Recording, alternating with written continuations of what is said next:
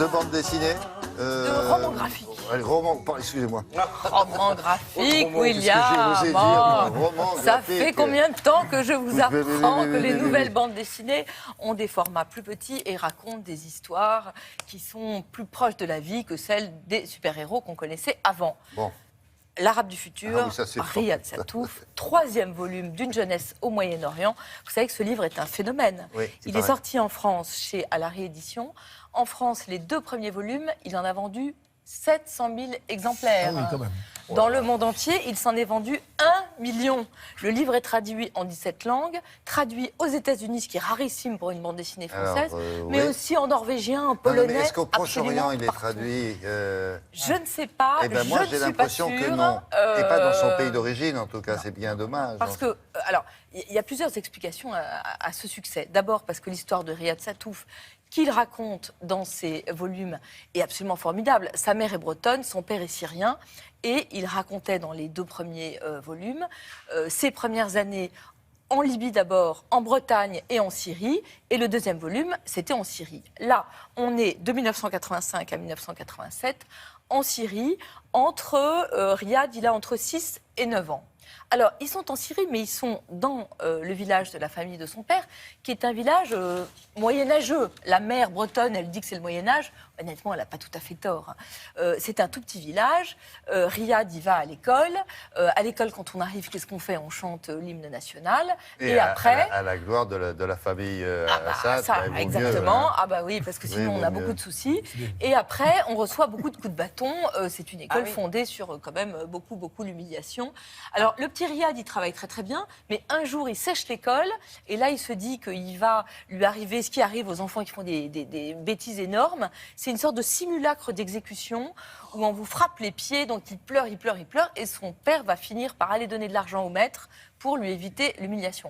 C'est vous dire que le quotidien est très difficile. Les parents se disputent énormément parce qu'elle, on la comprend, la mère, elle voudrait rentrer absolument en France.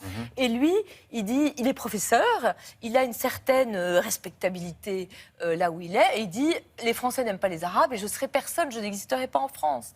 Donc la mère, elle sombre un peu dans la dépression, elle passe son temps à faire un puzzle de 5000 pièces je sais plus, de Saint-Malo, je crois. Et le père, il essaye de prendre sur lui, il essaye d'être un bon musulman et tout d'un coup, il a une espèce de crise où il pète les plombs. Bon. Et puis le petit garçon, au milieu de tout ça, il grandit et je pense que la raison du succès de Riyad Sattouf, c'est que c'est écrit par un type qui dessine vraiment très très bien. C'est vrai aussi. Et il a une manière de faire les visages, je trouve, de raconter les émotions d'un visage très très bien. Et en même temps, il raconte à hauteur d'enfant, comme s'il avait 6 ans.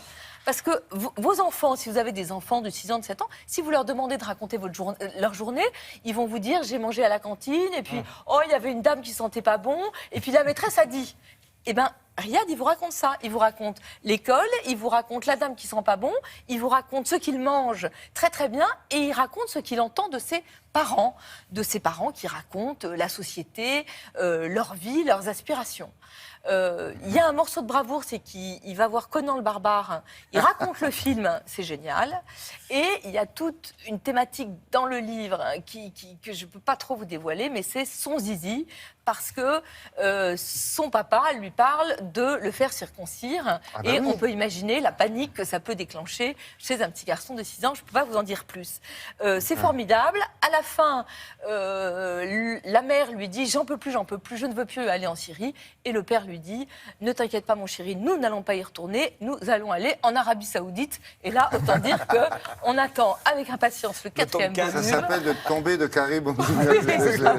C'est ça C'est l'histoire. chez Alary Éditions et honnêtement, oui. c'est tout à fait formidable. Mais il y a un prêtre copse, là, non? Ah bah, vous avez toutes sortes de personnages absolument oui. géniaux qu'on rencontre. Non, ça se Vous présente avez comme la ça, vous l'avez famille. compris, hein. Alors vous avez des couleurs différentes suivant les pays. Quand on est en bleu, on est en Bretagne. Quand on est en rose, on est en Syrie. Quand on est en rouge, on est chez Conan le barbare. C'est vraiment une merveille d'intelligence. Ça marche dans 17 langues, mais ça pourrait marcher dans 34, dans 52, Bien tellement c'est formidable. Bon, qu'est-ce qu'on a ne suis d'autres. pas la première à le dire. Ça, c'est une vraie découverte. Ah, on en Lolita parle beaucoup de ça. Séchant, Les Brumes de Sapa, publié chez Delcourt. Lolita Séchant, je le dis tout de suite, c'est la fille du chanteur Renaud. Mais une fois que j'ai dit ça, ce qui est important, c'est de dire qu'elle a vraiment du talent. C'est son histoire qu'elle raconte comme Riyad Satouf. Dans ce livre, elle a 22 ans, elle habite chez sa mère, elle est un peu typique de la génération d'aujourd'hui qui se cherche, elle a fait une école de cinéma, elle ne sait pas très bien ce qu'elle a envie de faire. Et un jour, elle s'en va, ou presque elle fuit, elle part au Vietnam pour essayer de trouver un sens à sa vie et puis ce qu'elle a envie de faire dans la vie. Elle a fait d'ailleurs et les dessins et les textes de ce roman graphique. Elle part, elle a une paire de baskets, un crayon, un carnet et de l'imodium, dit-elle, on ne sait jamais. Et elle arrive... Ah ben elle a de l'humour en plus. Mais elle fugue ou elle fuit? Non, elle fuit une vie dans laquelle elle n'arrive pas à trouver sa place à Paris. Elle arrive au Vietnam. Elle explique qu'il faut tout réapprendre là-bas. Elle, qui se nourrissait, comme beaucoup d'ados, elle se nourrissait de kiri. Là, elle connaît rien à la bouffe.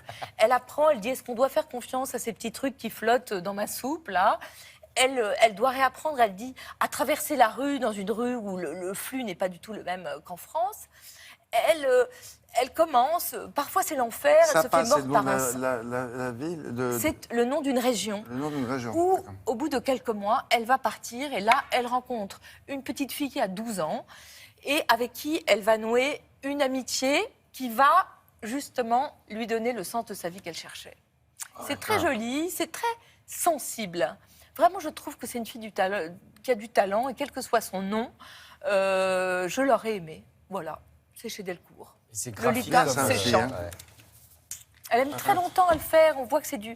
Moi, j'aime bien les gens qui travaillent. Et là, on voit qu'elle a C'est de beaucoup la dentelle, travaillé. hein, parce que c'est Exactement. vraiment bien fait. Très, très joli. Merci beaucoup, Olivia. Vous avez vu dans...